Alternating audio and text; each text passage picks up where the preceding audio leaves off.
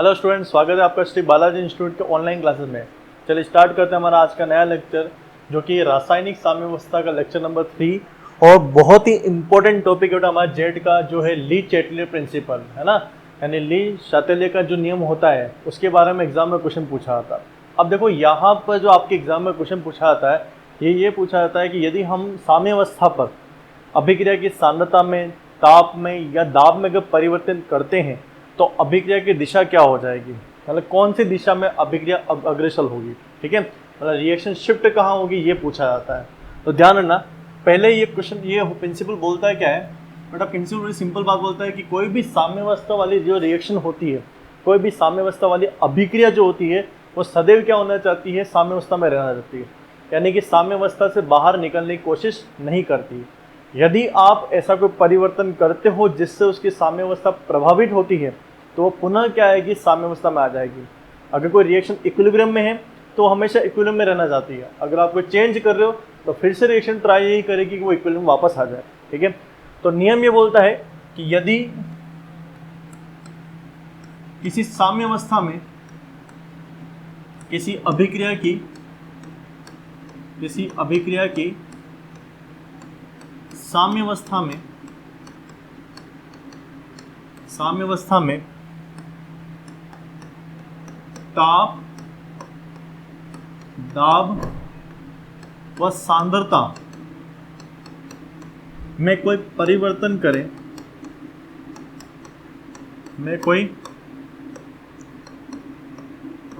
करें तो अभिक्रिया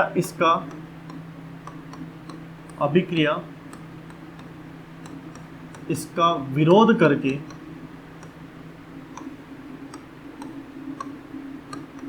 उस दिशा में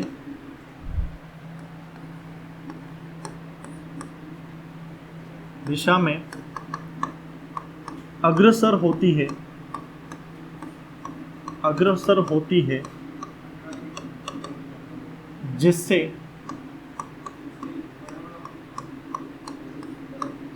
पुनः अभिक्रिया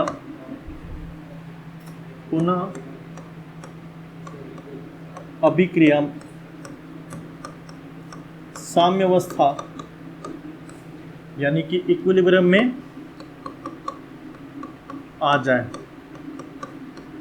यानी कोई रिएक्शन हमारी इक्विलिब्रियम में है या साम्यावस्था में है और आप परिवर्तन उसमें कौन सा कर रहे हो, ध्यान देना कि परिवर्तन किया जा रहा हमारे किस में, सांद्रता में, ताप में और दाब में। अगर इनमें अगर आप परिवर्तन करते हो तो अभिक्रिया इस परिवर्तन का विरोध करेगी और विरोध करके पुनः उस दिशा में शिफ्ट होगी जहां से उसे साम्यावस्था वापस प्राप्त हो जाए। अब दिशा या तो अग्रसर हो सकती है, अग्र दिशा हो सकती है या पश्चिम दिशा हो सकती है।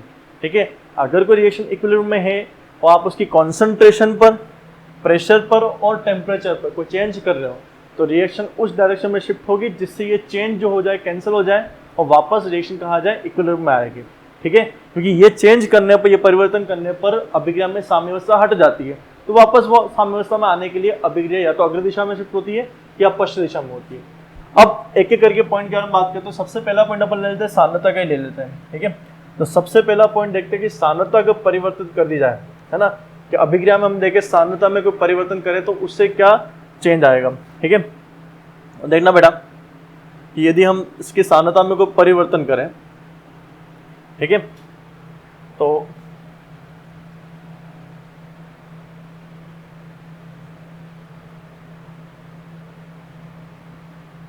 देखिए सांद्रता का प्रभाव।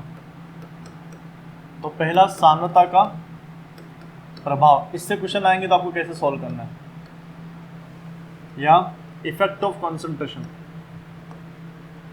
Effect of concentration.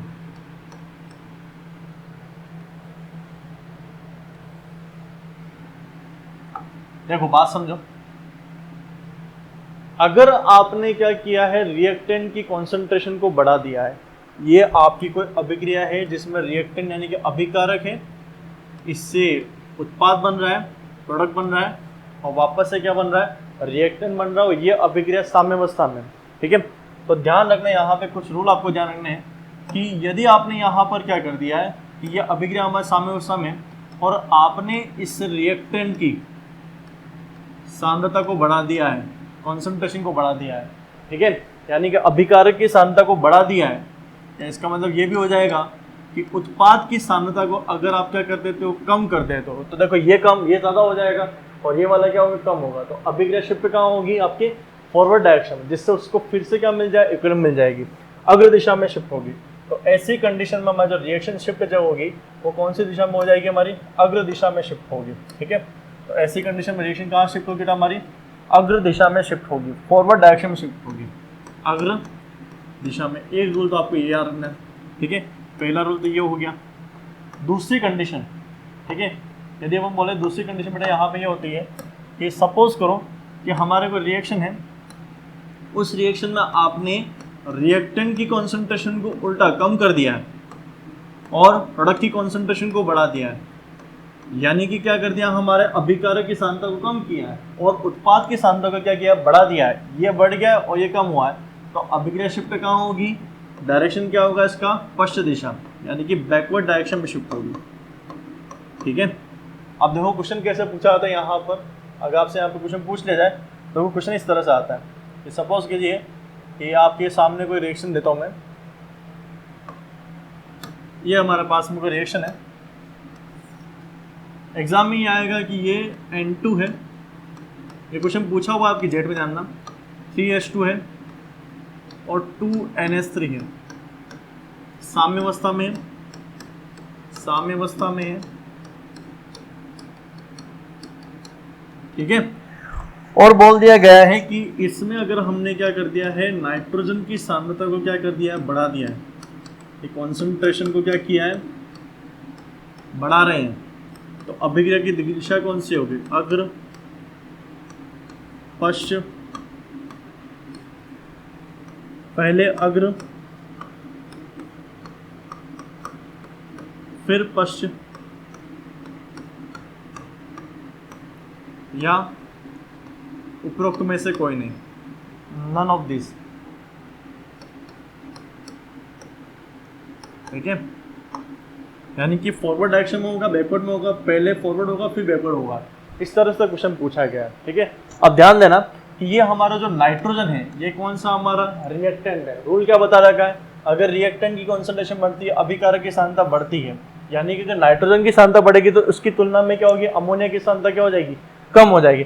तो नाइट्रोजन क्रिया करेगा हमारे किससे, हाइड्रोजन से क्रिया करेगा और इससे क्रिया करके वापस से क्या बनाएगा, हमारा अमोनिया बनाएगा, जिससे उसको क्या मिल जाए, साम्यावस्था प्राप्त हो जाए। तो कौन सा डायरेक्शन से होगा, हमारा फॉरवर्ड डायरेक्शन हो जाएगा, अग्र दिशा में हो जाएगा, ठीक है। इसके उल्टा अगर इस क्वेश्चन में यही पूछ लिया होता, सपोज इस क्वेश्चन में ये पूछा होता कि हमारे अमोनिया की सांद्रता क्या कर दी गई है, बढ़ा दी है, तो बेटा अगर अमोनिया की सांद्रता बढ़ा देंगे यानी कि प्रोडक्ट बढ़ा देंगे अपन, है ना, उत्पाद बना देंगे, तो उस डायरेक्शन, उस चेन में क्या होगा, वहाँ पे पश्चिम दिशा आ जाएगी, उल्टा हो जाएगा ना, यानी कहाँ आएगी, रिएक्शन कहाँ आएगी, बैकवर्ड डायरेक्शन में आ जाएगी, ठीक है। क्लियर है बात, ये रूल ध्यान रखना है, इन्हीं दो रूल से ये वाला क्वेश्चन हो जाएगा, ये क्वेश्चन इसी से हो जाएगा। और सपोज ये भी कर सकता है कभी कोई क्वेश्चन को कि ये बोल दिया इसने कि यहाँ पर हाइड्रोजन जो है उसकी सांद्रता को कम कर दिया। अब ध्यान दो कि हाइड्रोजन हमारा क्या है, रिएक्टेंट है, अगर इसकी सांद्रता कम हो जाएगी तो क्या होगा, उत्पाद की सांद्रता बढ़ेगी, तो अभिक्रिया कहाँ आएगी, फिर से पश्चिम दिशा में आएगी, तो फिर से अभिक्रिया दिशा कौन सी होगी, पश्चिम दिशा होगी, यानी कि बैकवर्ड डायरेक्शन में आ जाएगा। क्लियर है। तो इस तरह से आपके एग्जाम में क्वेश्चन पूछा जाता है लीचेटले प्रिंसिपल में, अगर सांद्रता में कोई परिवर्तन किया गया है, यदि हमने सांद्रता में कोई परिवर्तन कर दिया है तो अभिक्रिया का डायरेक्शन क्या होगा, रिएक्शन का डायरेक्शन क्या होगा, ठीक है। अब अगला जो होता है इसके बाद में जो नेक्स्ट होता है हमारा, वो ये होता है कि सपोज दाब में परिवर्तन करते तो क्या होगा, ठीक है। तो दूसरा जो होता है कि दाब में परिवर्तन से क्या होगा, दाब में परिवर्तन कर दें, है ना, प्रेशर में अगर हमने कोई चेंज किया तो क्या होगा। अब ध्यान देना, जो दाब जो होता है, देखो गैसें जो होती है वो गैसें ही क्या होती है, संपीड़ित हो सकती है। सर गैस जो होती है वो क्या होती है, कंप्रेसिबल होती है। तो जो प्रेशर का जो इफेक्ट पड़ेगा वो केवल कहाँ पड़ेगा, हमारे गैस पर ही पड़ेगा, यानी कि ठोस और द्रव को पड़ेगा नहीं है ना। सॉलिड और लिक्विड पर कोई इफेक्ट पड़ने वाला नहीं, क्योंकि वो कंप्रेसिबल होते नहीं। तो गैस पर इफेक्ट पड़ेगा। तो दाब का जब भी क्वेश्चन पूछा तो आपको ध्यान ये देना है कि अभिक्रिया में कौन कौन गैस है, उन पे फोकस करना है। अब ध्यान रखना कि जहां ज्यादा मोल होंगे, ज्यादा मोल गैस से कम मोल गैस की तरफ दाब बढ़ाने पर अभिक्रिया शिफ्ट होगी। ठीक है, यदि आप दाब बढ़ा रहे हो, है ना, दाब को बढ़ा रहे हो तो ज्यादा मोल गैस, ज्यादा मोल गैस से अभिक्रिया कहाँ आ जाएगी, कम मोल गैस की तरफ, कम मोल गैस की तरफ। अब यह हमें देखना पड़ेगा कि अभिकारक की दिशा में ज्यादा मोल है या उत्पाद की दिशा में ज्यादा मोल है, इसको चेक करना पड़ेगा। ठीक है, या इसके उल्टा अगर आपसे कर दिया जाए यहाँ पे कि दाब क्या किया गया, कम किया है, तो क्या होगा हमारा, कम मोल गैस, जहां पर भी गैस की मात्रा क्या होगी, कम होगी, कम मोल गैस से ज्यादा मोल की तरफ होगी, उल्टा हो जाएगा, ज्यादा मोल गैस की तरफ क्या होगा, डायरेक्शन हो जाएगा इसका। अब देखो क्वेश्चन करके देखते हैं किस तरह से पूछा जाता है यहाँ पर, ये रूल आपको ध्यान रखना। ठीक है, रूल को ध्यान रखना, बाकी क्वेश्चन इजीली हो जाएंगे।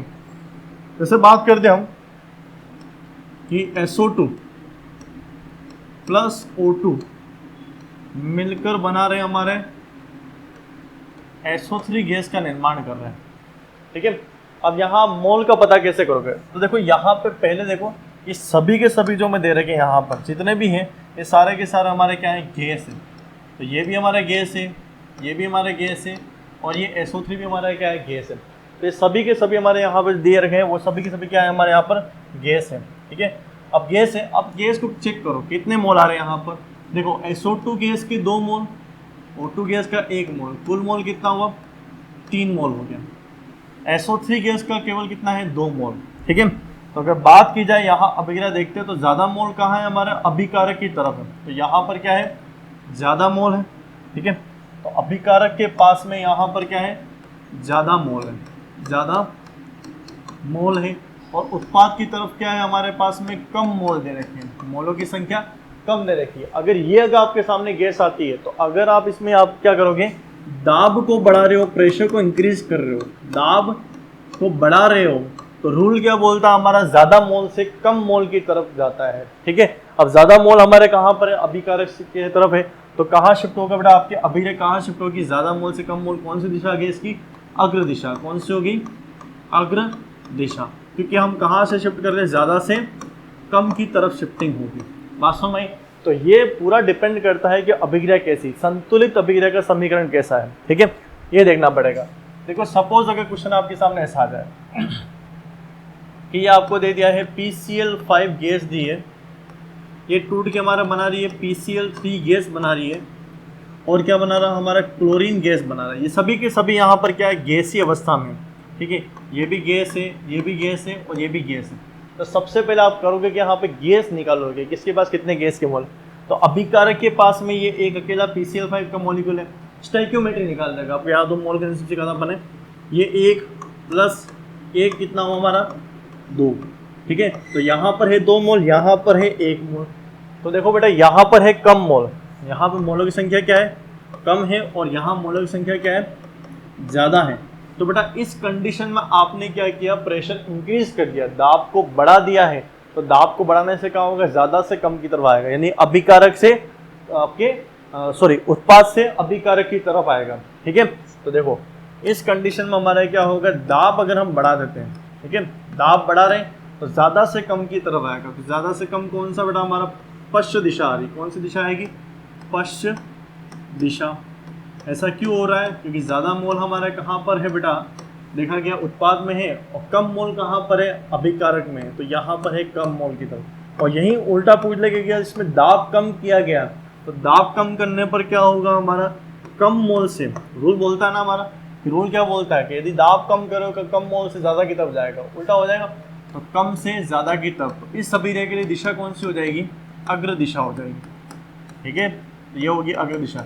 यानी कि जब भी आपसे गैस वाला क्वेश्चन पूछा जाए, गैस में दाब का क्वेश्चन पूछा जाए, तो ध्यान रखना दाब वाले केस में सबसे पहले आपको देखना है कि गैस है कि नहीं है। गैस के मोल निकालोगे, लिख दोगे कि ज़्यादा मोल कहाँ है और कम मोल कहाँ है। ठीक है, फिर वहाँ डायरेक्शन डिपेंड करेगी पूरी अभिक्रिया पर। जिसके पास ज़्यादा मोल है तो दाब बढ़ाने पर ज़्यादा से कम की तरफ जाएगी। ठीक है, क्लियर है बात, दिक्कत तो नहीं आएगी। तो यहाँ पर अभिक्रिया की स्टोइकियोमेट्री बताएगी इस केस में। चलो थर्ड एंड लास्ट जो हमारा होता है वो कौन सा होगा हमारा, ताप बढ़ाने पर क्या होगा। देखो ताप वाला जो फैक्टर होता है वो भी डिपेंड करता है कि अभिक्रिया की कंडीशन क्या है, अभिक्रिया का नेचर कैसा है। ठीक है, तो ताप में परिवर्तन करने पर क्या होगा, ताप या टेम्परेचर में परिवर्तन करने पर अब बात समझना, ताप में परिवर्तन करते हो और अभिक्रिया की दिशा बताना है। ठीक है, अगर आप एग्जाम में पूछ लेगा इसका ताप बढ़ा दिया किसी अभिक्रिया का तो अभिक्रिया की दिशा क्या हो जाएगी, साम्य अवस्था से। ठीक है, तो ध्यान रखना ताप वाले फैक्टर में सबसे पहले चेक करना पड़ेगा अभिक्रिया किस नेचर की, आपकी अभिक्रिया का नेचर ऊष्माशोषी है या ऊष्माक्षेपी है। ठीक है, तो सपोज अगर हमारी अभिक्रिया है ऊष्माशोषी अभिक्रिया, ऊष्माशोषी जिसको हम इंग्लिश में बोलते हैं एंडोथर्मिक रिएक्शन है, एंडोथर्मिक रिएक्शन है। अब ऊष्माशोषी अभिक्रिया जो होती है इनका काम क्या होता है कि जब भी अभिक्रिया होती है तो क्या करती है, ऊष्मा को अवशोषित करती है। अभिक्रिया पूर्ण तभी होगी जब क्या होगी, ये ऊष्मा को अवशोषित करेगी या हीट को क्या करेगी, अवशोषित करेगी, एब्जॉर्ब करेगी, हीट को एब्जॉर्ब करेगी, ऊष्मा को अवशोषित करेगी, तो अभिक्रिया पूर्ण होगी। दूसरी प्रकार की अभिक्रिया होती है बेटा हमारी कौन सी, ऊष्माक्षेपी अभिक्रिया। कौन सी होती है, ऊष्माक्षेपी अभिक्रिया, जिसको हम बोलते हैं एक्सोथर्मिक रिएक्शन, एक्सोथर्मिक रिएक्शन। अब बेटा जो एक्सोथर्मिक रिएक्शन जो हमारी होती है यहाँ पर, ठीक है, अगर एक्सोथर्मिक रिएक्शन के बारे में बात करें तो एक्सोथर्मिक रिएक्शन वो होती है जहां पर अभिक्रिया पूर्ण होने पर ऊष्मा निकलती है, हीट क्या होगी, रिलीज होगी, बाहर निकलेगी, तो अभिक्रिया क्या होगी, यहाँ पर पूर्ण हो जाएगी। ये कंडीशन है कि ऊष्माशोषी अभिक्रिया में जब तक वो ऊष्मा को ग्रहण नहीं करेगी अभिक्रिया तब तक अभिक्रिया आगे नहीं बढ़ेगी, यानी पूर्ण नहीं होगी। और ऊष्माक्षेपी में हीट को निकलेगी, जितनी ज़्यादा हीट निकलेगी, ऊष्मा निकलेगी, उतनी अभिक्रिया पूर्ण होती है। ये कंडीशन है, उसका नेचर है अभिक्रिया का। ठीक है, अब ध्यान रखना आपको कैसे पता चलेगा कि इसका हीट आपको ऊष्माशोषी अभिक्रिया हो रही है, ऊष्माक्षेपी हो रही है, क्या हमें याद रखना है? नहीं, ऐसा नहीं करना है। एग्जामिनर आपको हिंट देगा, देखो या तो लिखा होता है डेल्टा एच के लिखा होता है। डेल्टा एच क्या होता है, अभिक्रिया की ऊष्मा हीट होती है, एच से लग रहा है आपको, या इसको दूसरा नाम बोलते हैं एंथैल्पी कहते हैं। क्या बोलते हैं, अभिक्रिया की एंथैल्पी कहा जाता है। ठीक है, अगर डेल्टा एच का मान पॉजिटिव लिखा हुआ आ रहा है, अलग से कहीं पर लिखा हुआ आ रहा है और धनात्मक लिखा हुआ है तो समझ जाना ऊष्माशोषी अभिक्रिया है। लेकिन यही डेल्टा एच का मान अगर हमारा कैसा आ रहा है, नेगेटिव लिखा हुआ आ रहा है, यानी कि ऋणात्मक मान लिखा हुआ है, तो अभिक्रिया हमारी कैसी हो जाएगी, ऊष्माक्षेपी अभिक्रिया हो जाएगी। तो आपको डेल्टा एच को ढूंढना है, वहां पर ऊष्मा कैसी दे रखी उसको ढूंढना है। ठीक है, एग्जाम्पल बताता हूँ कि देखो एक अभिक्रिया होती है हमारी अमोनिया बनाने की जो हेबर विधि है। ठीक है, तो अमोनिया बनाने की जो हेबर विधि होती है बेटा हमारे, इसमें N2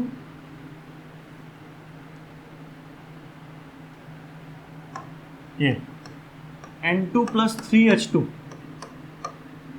gives 2NH3। ये अभिक्रिया प्रकृति में कैसी होती है, ऊष्माक्षेपी अभिक्रिया होती है। इसके लिए एग्जामिनर आपको अलग से लिखेगा यहाँ पर कि डेल्टा H = -41 जूल प्रति मोल।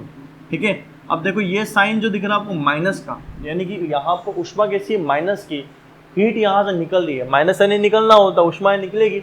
ऊष्मा अगर निकलेगी तो प्रक्रम कैसा हो जाएगा हमारा, ऊष्माक्षेपी अभिक्रिया होगी। ठीक है, अब देखो ये अभिक्रिया कब पूर्ण होगी, जब तक ये ऊष्मा को बाहर नहीं निकालेगा तब तक अभिक्रिया पूर्ण नहीं होगी, है ना।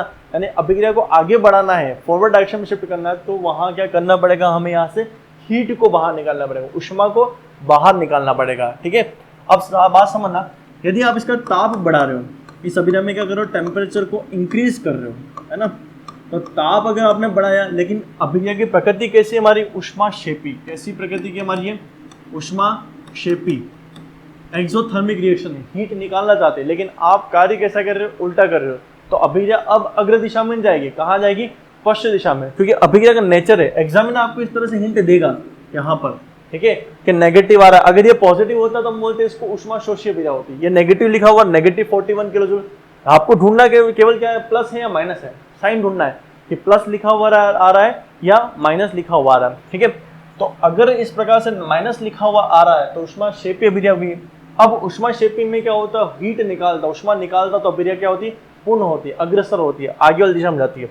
लेकिन आप ताप बढ़ा रहे हो, यानी आपने उल्टा कार्य कर दिया, अभिक्रिया को ऊष्मा दे रहे हो, तो ऊष्मा देने पर उल्टा कार्य किया जा रहा है कि हमें चाहिए कि अभिक्रिया में से ऊष्मा निकलनी चाहिए, लेकिन आप उसको ऊष्मा क्या कर रहे हो, देते जा रहे हो, यानी कि विपरीत कार्य कर रहे हो, उल्टा कार्य करोगे तो अभिक्रिया कहाँ आएगी, पश्चिम दिशा में। कहाँ आ जाएगी, पश्चिम दिशा में आएगी, बैकवर्ड डायरेक्शन में आएगी वास्तव में। तो जब भी ऊष्माक्षेपीय अभिक्रिया में आप ताप बढ़ाओगे तो अभिक्रिया की दिशा क्या होगी, पश्चिम होगी, आपको ध्यान रखना है। लेकिन इसके उल्टा हमने क्या कर दिया, ताप को क्या कर दिया, कम कर दिया, टेम्परेचर को कम कर दिया। अब टेम्परेचर कम करोगे यानी कि बाहर का वातावरण क्या होगा, ठंडा होगा, है ना। तो अभिक्रिया की जो होती है वो क्या करने जाती है, ऊष्मा निकालने जाती है। तो अपने अंदर से कम जो बाहर ठंडा वातावरण होगा तो ज्यादा गर्मी से क्या होगा, कम की तरह ऊष्मा को प्रभावित करेगा, यानी बाहर निकालेगा, आराम से ऊष्मा को क्या करेगा, बाहर निकालता रहेगा। हम तापमान को क्या कर रहे हैं, ठंडा कर रहे हैं, ठीक है। तो आराम से ऊष्मा निकाल सकता है, उसका ताप बढ़ा तो ही नहीं है, ऊष्मा नहीं, उसमें क्या करेंगे, ऊष्मा को निकालेंगे, ठंडा करना है ना। तो अभिक्रिया में से क्या करना पड़ेगा, ऊष्मा को निकालना पड़ेगा। ताप कम करोगे तो यहाँ से अभिक्रिया से ऊष्मा को खींचोगे, तो खींचोगे यानी उसके जैसे ही कार्य हो रहा है। तो अभिक्रिया कैसे हो जाएगी हमारी, अग्र दिशा में जाएगी। कहाँ जाएगी, अग्र दिशा में शिफ्ट होगी, यानी कि फॉरवर्ड डायरेक्शन में जाएगी, ठीक है। तो ये पूरी तरह से डिपेंड करता है कि अभिक्रिया की प्रकृति कैसी है, ऊष्मा शोषी अभिक्रिया है या ऊष्माक्षेपीय अभिक्रिया है, ठीक है। दूसरा देखो, इसी अभिक्रिया को मैं उल्टा कर दूं, है ना, तो इस डायरेक्शन में तो कैसी है हमारी ऊष्माक्षेपीय अभिक्रिया, तो इस डायरेक्शन में अगर लिखी हुई अभिक्रिया तो कैसे होगा, हमारी ऊष्मा शोषी अभिक्रिया हो जाएगी, ठीक है। कहने वाला ये है कि हमने लिख दिया कि 2NH3 टूट के क्या दे रहा है, N2 3H2 दे रहा है, ठीक है। ये हो रहा है यहाँ पर। अब ये जो होगा इसमें ये इस तरफ जा रहे थे तो अभिक्रिया कैसी थी, ऊष्माक्षेपीय। अब ये कैसी होगी हमारी, ऊष्मा शोषी अभिक्रिया होती है, ठीक है। या एग्जामिनर आपको क्या लिखेगा यहाँ पर, डेल्टा H इजिकल टू क्या लिखेगा, प्लस का 41 जूल प्रति मोल लिखेगा। देखो साइन कैसा आ रहा है, यहाँ पे प्लस का आ रहा है, उसके लिए माइनस का आ रहा है, यानी एग्जामिनर ने अगर लिखा हुआ कि प्लस का 41, प्लस जून देखना आपको, प्लस यानी कि ऊष्मा को ग्रहण कर रहा है ना, प्लस यानी कि ऊष्मा को ग्रहण कर रहा है, यानी अभिक्रिया को पूर्ण होने के लिए क्या करना पड़ेगा, यहाँ पर उसको ऊष्मा देनी पड़ेगी, ऊष्मा को अवशोषित करेगा, ठीक है। तो क्या होता है यहाँ पर इस कंडीशन में, अगर हम क्या करेंगे, ताप को क्या करते हैं, बढ़ाते हैं, टेम्परेचर को क्या करेंगे, बढ़ाएंगे। ताप बढ़ा रहे हैं हम, अभिक्रिया को क्या कहते हैं, ऊष्मा दे रहे हैं, है ना। तो ऊष्मा देंगे, अभिक्रिया भी चाहती है कि ऊष्मा ले, क्योंकि इसका नेचर कैसा है, ऊष्मा शोषी यानी एंडोथर्मिक है। तो अभिक्रिया कहाँ शिफ्ट होगी हमारी, अग्र दिशा में आ जाएगी। और उल्टा कर ले कि हमने क्या कर दिया, ताप को क्या कर दिया, घटा दिया है, ताप को घटा दिया है, तो अभिक्रिया की कैसा होगा हमारा, पश्चिम दिशा में शिफ्ट हो जाएगी, ठीक है। इस प्रकार से आएगा, पश्चिम दिशा में शिफ्ट होगा, ध्यान रखना, ठीक है। तो ये यहाँ से आपसे एग्जाम में क्वेश्चन पूछा रहा था। अब देखो कुछ एग्जाम आपसे क्वेश्चन पूछ के देखते हैं, ठीक है। ट्राई करना, वीडियो को पॉज करके सॉल्व करने की ट्राई करना, ठीक है। चलो, आपको क्वेश्चन दे दिया गया है इधर से 2H2 गैस प्लस O2, ये भी गैस है, और 2H2O गैस, ये अभिक्रिया आपको दे रखी है। अब बोल रहा है यहाँ पे हमने क्या किया, दाब बढ़ाया है ना, प्रेशर को इंक्रीज किया है, तो अभिक्रिया की दिशा क्या होगी, अभिक्रिया की दिशा क्या होगी, ठीक है। दिशा बताना है या डायरेक्शन बताना आपको, अभिक्रिया कौन सी दिशा में शिफ्ट होगी। ऑप्शन, अग्र दिशा में, फॉरवर्ड, पश्चिम दिशा में, बैकवर्ड डायरेक्शन में होगी। पहले पश्चिम, फिर अग्र, पहले क्या होगा, बैकवर्ड, फिर क्या होगा, फॉरवर्ड होगा। पहले अग्र, फिर पश्चिम, ठीक है। वीडियो को पॉज करके ट्राई करिए कि आपसे क्वेश्चन होता है कि नहीं होता है। चलिए देखते हैं इस क्वेश्चन को कैसे करेंगे। तो देखो दाब के बारे में दे रखा है, और मैंने आपको भी बताया था थोड़ी देर पहले कि जो दाब का फैक्टर पड़ा है, दाब में आपको पहले देना पड़ेगा अभिक्रिया में गैस कौन कौन है। तो देखो सभी के सभी यहाँ पे गैस लिखे हुए, नीचे लिखा हुआ ना जी लिखा हुआ है, तो जी का मतलब क्या हो गया, ये गैस हो गया। तो सभी अभिक्रिया में सभी अणु क्या है, गैसीय अवस्था में। जल भी बन रहा है, लेकिन जल कौन सी अवस्था में बन रहा है, जल वाष्प की अवस्था में बन रहा है, द्रव की अवस्था में नहीं बन रहा है। अब देखो यहाँ पे आपको निकालना पड़ेगा इसके मोल कितने हैं। तो देखो यहाँ देखते हो आप, इसके मोल है 2 मोल, O2 के मोल कितना है, 1 मोल दे रखा है यहाँ पर, ठीक है। H2 का मोल कितना है, 2 मोल। तो ये तो है आपके पास में उत्पाद में तो है 2 मोल, है ना। और अभिकारक यानी कि रिएक्टेंट में कितने मोल हो रहे हैं हमारे, 3 मोल। तो क्या हो रहा है, ज्यादा मोल हमारे कहाँ पर, यहाँ पर। ज्यादा मोल कहाँ है, इस जगह पर। और उत्पाद में क्या है, कम मोल है, ठीक है। अब बोल दिया है कि अभिक्रिया में हमने क्या किया, दाब को क्या कर दिया, बढ़ा दिया। और दाब बढ़ाने पर क्या होता है कि जब हम दाब बढ़ाएंगे तो क्या होता है, ज्यादा मोल से कम की तरफ जाता है। तो अभिक्रिया डायरेक्शन क्या होगा, अग्र दिशा में, यानी कौन सी दिशा में शिफ्ट होगी, फॉरवर्ड डायरेक्शन में शिफ्टिंग हो जाएगी, ठीक है। दिक्कत तो नहीं आएगी, ये आपका हो जाएगा। चलो एक क्वेश्चन और देखते हैं। देखो अगर आपसे क्वेश्चन पूछ लिया गया कि N2 plus O2 gives 2NO, ये सभी भी गैसीय अवस्था में, गैसीय अवस्था में दे रखे हैं, ठीक है। अगर इसमें हमने दाब को क्या किया है, कम किया है, दाब में क्या किया है, कमी की गई है ना, प्रेशर कम किया है, तो अभिक्रिया की दिशा क्या होगी, अग्र पश्चिम, कोई परिवर्तन नहीं होगा, कोई परिवर्तन नहीं होगा, नो चेंज। या बोलेंगे पहले अग्र फिर पश्चिम, ये होगा, ठीक है। अब ट्राई करिए पहले वीडियो को पॉज करके कि आपसे क्वेश्चन होता ही नहीं होता। चलिए अब देखो यहाँ पे सभी के सभी गैस है, दाब दे रखा है, नहीं कि हमें क्या देखना है, गैसीय अवस्था में है या नहीं है, ठीक है। तो देखो ये है हमारा 1 मोल, ये भी हमारा 1 मोल, कुल मोल कितने हो गए हमारे, 2 मोल हो गए, ठीक है। ये भी हमारी गैस है, क्या है, 2 मोल। देखो दोनों ही तरफ क्या है, बराबर मोल है, ना कोई ज्यादा है ना कोई कम है। तो जब बराबर मोल होते हैं, अभिकारक उत्पाद में दोनों ही मोलों की संख्या क्या होती है, बराबर होती है, तो आप भले ही दाब को बढ़ाओ या कम करो, उस अभिक्रिया पे कोई परिवर्तन नहीं होगा, यानी कि कोई भी परिवर्तन होने वाला नहीं है।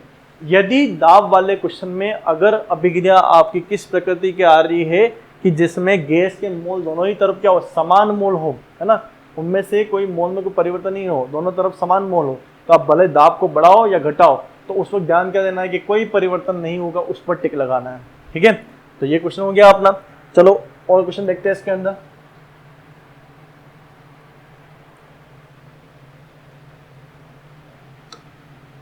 ये अभिक्रिया दे रखी है, मीथेन की दे रखी है। मीथेन गैस को अपन ऑक्सीजन गैस में दहन कर रहे, किसी बंद पात्र में इसको जला रहे हैं हम, ठीक है, बंद पात्र में जलाया जा रहा है, और ये CO2 का और H2O का निर्माण कर रहा है। जितनी भी कार्बन होगी वो CO2 बनाएगी, जितना भी हाइड्रोजन होगा वो क्या होगा, आपका H2O बनाएगा। ये हमने पढ़ा था मोल कंसेप्ट वाला चैप्टर में पढ़ा था। तो यहाँ पे अभिक्रिया संतुलित करनी हो जाएगी, आपको ये आ गया हमारा। अब ध्यान देना, ये भी हमारा गैस में, ये भी हमारा गैस में, ये गैस है, ठीक है, ये द्रव है, ठीक है।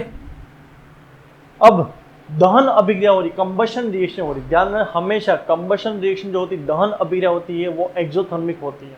दहन यानी जलाना, किसी चीज को जलाते हो, हम लकड़ी को जलाते, कागज को जलाते, किसी भी चीज को जलाते हैं, तो हम उसके पास में जाते हैं, तो वहां से क्या होती है, हीट बाहर निकलती है। या होली होती है, होली में होलिका जलती है, अपने होलिका दहन होता है, तो आप उसके पास में खड़े हो तो क्या होती है, गर्मी लगती है। गर्मी क्यों लग रही है, कि वहां पे जलना हो रहा है, और वो अपने अंदर से जितनी भी ऊष्मा उसको मुक्त कर रही है ना। तो दहन अभिक्रिया सदैव कैसी प्रकृति की होती है, हमारी एक्सोथर्मिक होती है, यानी कि ऊष्माक्षेपी प्रकृति की होती है, ऊष्मा निकालती है अपने अंदर से। अब देखो यहाँ एग्जाम में आपको क्वेश्चन 2 फॉर्मेट में लिखा हो सकता है, ठीक है। या तो लिख दिया हो यहाँ पर सपोज की 20 किलो जूल की या 20 जूल प्रति मोल यहाँ से ऊष्मा निकल रही है, अभिक्रिया के साथ में ही लिखा हुआ है ना। तो क्या बोल रहा है, ये यहाँ पर अभिक्रिया पूर्ण होने पे क्या बना रहा है, CO2 बना रहा है H2 बना रहा है, ऊर्जा कितनी दे रहा है, ये 20 जूल प्रति मोल, साथ में लिख दिया है, तो ये एक्सोथर्मिक होगी। तो ये कैसी होगी हमारी उष्मा क्षेपी प्रकृति, या तो अभिक्रिया इस फॉर्मेट में लिखी हुई है, ये भी सही है, ठीक है, और या अभिक्रिया एग्जाम में आपके सामने इस तरह से लिखा हो सकता है, ये बंद पात्र में मीथेन को जलाया, या तो इस तरह से लिखा होगा, ध्यान देना, ठीक है, या लिखा होगा अलग से डेल्टा H। अब उष्मा क्षेपीय अभिक्रिया होती है ना, उसमें क्या होती है, हमारा माइनस आता है, हीट को अलग से लिखा जाता है ना, अगर साथ में लिखते तो इस प्रकार से लिखा जाएगा, वहां प्लस है, लेकिन यहाँ पर साइन कैसा होता है, माइनस का 20 जूल प्रति मोल। जब भी अभिक्रिया के साथ में लिखोगे, है ना, तो अभिक्रिया के साथ में लिखोगे तो उष्मा को वहीं लिखना है ना, साथ में लिखोगे तो उष्मा क्षेपीय अभिक्रिया के लिए दोनों अभिक्रिया सेम है, बस मैंने क्वेश्चन को अलग अलग तरीके से एग्जाम में कैसे देता है उसको लिखा हुआ है, ठीक है।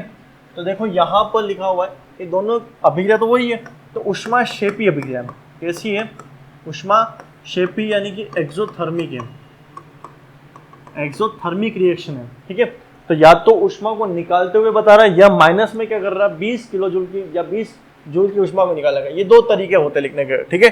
अब बात समझना, इसने बोल दिया है कि हमने इस अभिक्रिया में क्या किया है कि ताप को बढ़ाया, ताप यानी कि टेम्परेचर को बढ़ाएंगे, तो अभिक्रिया में दिशा क्या होगी, अग्र दिशा, पश्च दिशा, पहले अग्र फिर पश्च, या कोई परिवर्तन नहीं, कोई परिवर्तन नहीं, नो चेंज।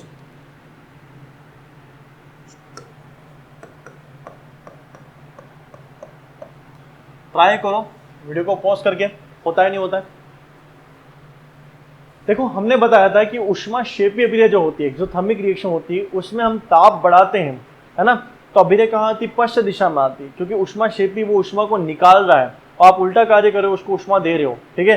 तो ताप देने पर क्या होगा, उसके विपरीत कार्य हो रहा है। तो इस कंडीशन में अभिक्रिया की दिशा क्या होगी, ताप जब हम बढ़ाते हैं, टेम्परेचर बढ़ाएंगे, ठीक है, तो क्या होगा, अभिक्रिया दिशा कहाँ आ जाएगी, पश्च आ जाएगी, पश्च आएगी, किसके लिए, उष्मा क्षेपीय अभिक्रिया में, है ना।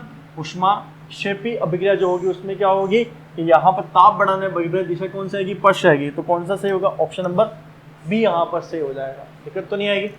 चलो कुछ क्वेश्चन और देखते हैं यहाँ पर, ये देखो कि यदि हम यहाँ पर क्या कर दें कि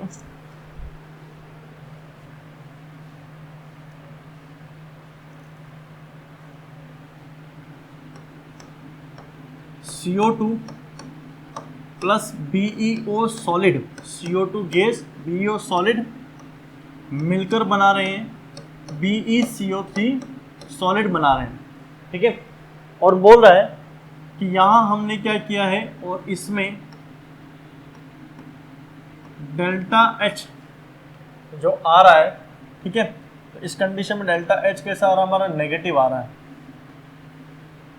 ठीक है। इस कंडीशन में हमारा डेल्टा H कैसा आ रहा है, नेगेटिव आ रहा है, यानी कैसा हुआ, उष्मा क्षेपी अभिक्रिया हो रही है, ठीक है। तो उष्मा क्षेपी अभिक्रिया हो रही है, एक्सोथर्मिक हो रही है, एक्सोथर्मिक होगी, तो ताप को कम करने पर अभिक्रिया की दिशा क्या होगी। देखो यहाँ पर हम ताप को कम करते हैं तो अभिक्रिया की दिशा क्या होनी चाहिए, उष्मा क्षेपीय अभिक्रिया में यदि ताप बढ़ाओगे, ठीक है, तो अभिक्रिया दिशा क्या आएगी, पश्च आएगी, लेकिन उष्मा क्षेपीय अभिक्रिया में अगर आप ताप को क्या घटाओगे तो अभिक्रिया दिशा कौन सी आएगी, अग्र दिशा में आएगी, यानी कि फॉरवर्ड डायरेक्शन में शिफ्ट हो जाएगा, फॉरवर्ड डायरेक्शन में शिफ्टिंग होगी। बात समझ आ रही है। चलो क्वेश्चन और ट्राई करो आप।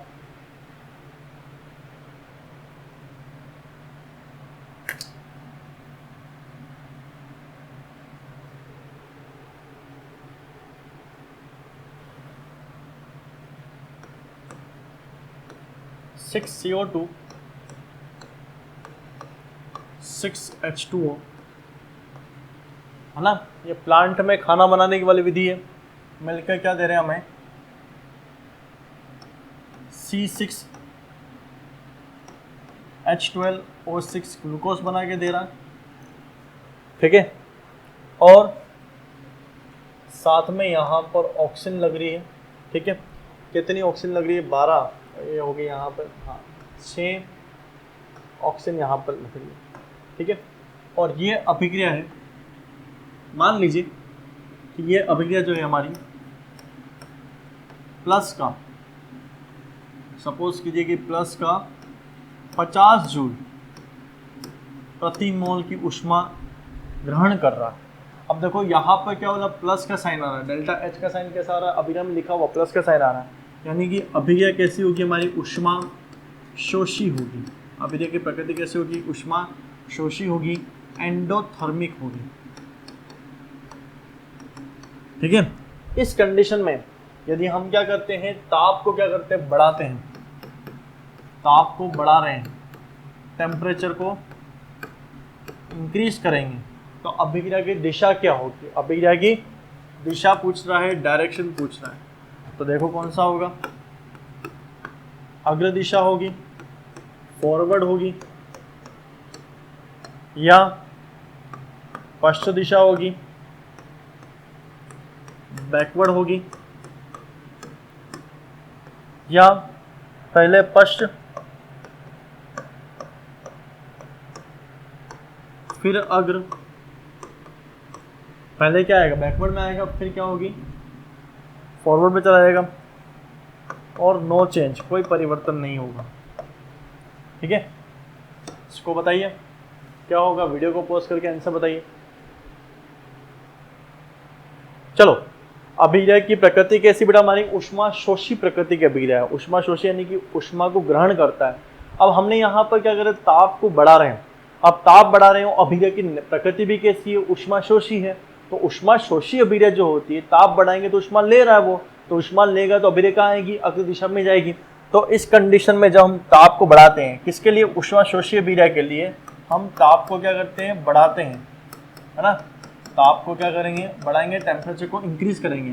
तो ऊष्मा शोषी में क्या होगी, अभिक्रिया दिशा क्या आएगी, अग्र आएगी, यानी क्या आएगा, फॉरवर्ड डायरेक्शन में आएगा, ठीक है। तो फॉरवर्ड डायरेक्शन में आएगा, ये ऑप्शन नंबर फर्स्ट आ जाएगा, ठीक है। चलो एक क्वेश्चन और ट्राई करते हैं। CaCO3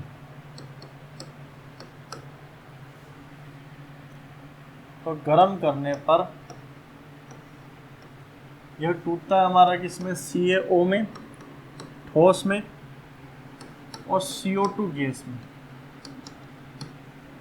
यदि इसमें हमने CaCO3 की सांद्रता यानी कि कॉन्सेंट्रेशन को कम कर दें, तो अभिक्रिया की दिशा क्या होगी, अग्र दिशा या पश्चिम दिशा, फॉरवर्ड या बैकवर्ड,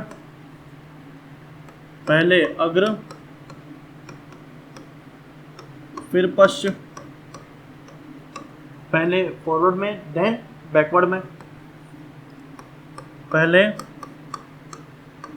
पश्चिम फिर अग्र में।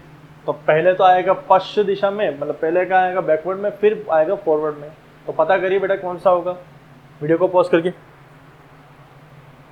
चलिए क्या कर रहा है, अभिकारक की सांद्रता घटा रहा है ना, रिएक्टेंट की कॉन्सेंट्रेशन को क्या कर रहा है, डिक्रीज कर रहा है।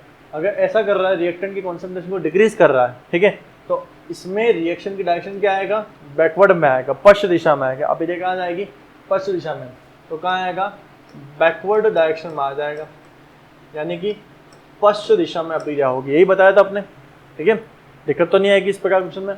चलिए एक इसी अभिक्रिया से एक इंपॉर्टेंट क्वेश्चन हो रहा है, समझना, सेम रिएक्शन है।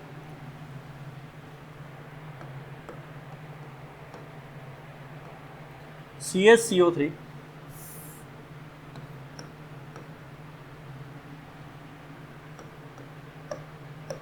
ठोस, ऐसा नहीं है, ठोस मिलकर दे रहा हमें CaO ठोस और CO2 गैस।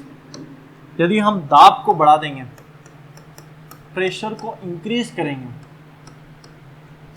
तो अभिक्रिया की दिशा क्या होगी वो आपको बताना है, ठीक है। अग्र में यानी कि फॉरवर्ड, पश्चिम में यानी कि बेटा बैकवर्ड में। पहले अग्र, पहले कहाँ आएगा फॉरवर्ड, फिर पश्चिम यानी कि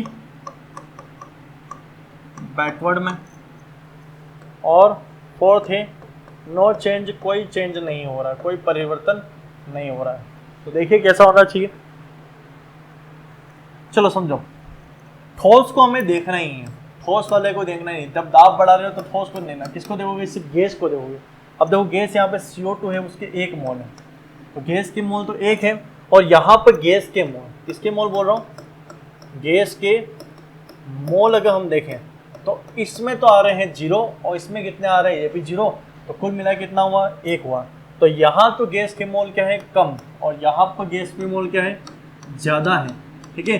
तो हम क्या करते हैं, दाब बढ़ाते, तो दाब बढ़ाने पर क्या होता है, ज़्यादा से कहाँ आता है, कम दिशा में आता है, तो ज़्यादा से कहाँ आएगा, कम की तरफ आएगा, नहीं कहाँ आ रहा है, पश्चिम दिशा में आएगा। तो कौन सा डायरेक्शन हो जाएगा इसका, पश्चिम आएगा, यानी कि बैकवर्ड डायरेक्शन में। तो पश्चिम वाला ऑप्शन कौन सा बेटा हमारा, इस सेकंड वाला जो ऑप्शन है वो कौन सा आ जाएगा हमारा, पश्चिम दिशा वाला आ जाएगा। बात समझ आ रही है, दिक्कत तो नहीं होगी, ठीक है। आई होप आपको वीडियो समझ में आ गया, इंपॉर्टेंट टॉपिक है, ठीक है।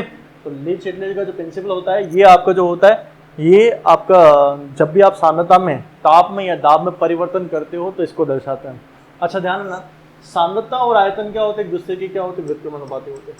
सांद्रता और आयतन, है ना, कॉन्सेंट्रेशन और आयतन क्या होंगे, एक दूसरे के व्युत्क्रमानुपाती होंगे। तो कभी ऐसा बोलते आयतन बढ़ा दिया है तो आप समझ जाना वहाँ पर क्या बोल रहा है कि सांद्रता के बारे में पूछ रहा है, शायद सांद्रता का जो प्रभाव क्या हो रहा है उसका जस्ट उल्टा प्रभाव आ जाएगा, ठीक है। इसको ये समझना है, क्लियर है बात, ठीक। इस चीज़ को ध्यान रखना, वही सांद्रता का जो उल्टा प्रभाव होगा उसके ऊपर करना है, ठीक है, तो ज़्यादा परिवर्तन आएगा नहीं। हाँ, तो ये आपका लीच-एटले का प्रिंसिपल है, ठीक है। इससे एग्जाम में क्वेश्चन पूछा आते हैं, ठीक है, इंपॉर्टेंट टॉपिक है। इस कंसेप्ट को अच्छे से तैयार करके जाना आपको जब भी एग्जाम दोगे तो, ठीक है। तो इस चैप्टर में एक आपका जो होता है, ये वाला टॉपिक से क्वेश्चन पूछा जाता है, ठीक है। तो अपने यहाँ पर रासायनिक साम्यावस्था जो है उसके टॉपिक सारे हो चुके हैं, उसके लगभग सारे न्यूमेरिकल हो चुके हैं, ठीक है। फिर कल अपन स्टार्ट करेंगे आयनिक साम्य जो चैप्टर है उसके क्वेश्चन को स्टार्ट करेंगे, और फिर लास्ट में जाके इन दोनों के जो मिक्स वाले जो क्वेश्चन होते हैं उनको डिस्कस कर लेंगे अपन, ठीक है। तो फिलहाल आपका रासायनिक साम्यावस्था के सारे टॉपिक हो चुके हैं, उसके मैक्सिमम आप समझ लीजिए कि 99% जो क्वेश्चन होते हैं वो सारे कर लिए हैं, ठीक है। फिर कुछ रेयर क्वेश्चन जो होते हैं अपने जो ICAR BHU में आते हैं उसको हम आयनिक साम्य कंप्लीट अम्ल क्षार कंप्लीट करेंगे, उसके साथ में एक साथ में सबको देख लेंगे, ठीक है। तो ये आपका साम्यावस्था जो है, रासायनिक साम्यावस्था कंप्लीट हो चुका है। कल के लेक्चर में हम स्टार्ट करेंगे आयनिक साम्यावस्था को स्टार्ट करेंगे, ठीक है। आई होप आपको वीडियो समझ में आ गया होगा। अगर कोई डाउट होता है तो आप कमेंट बॉक्स में लिखना, ठीक है।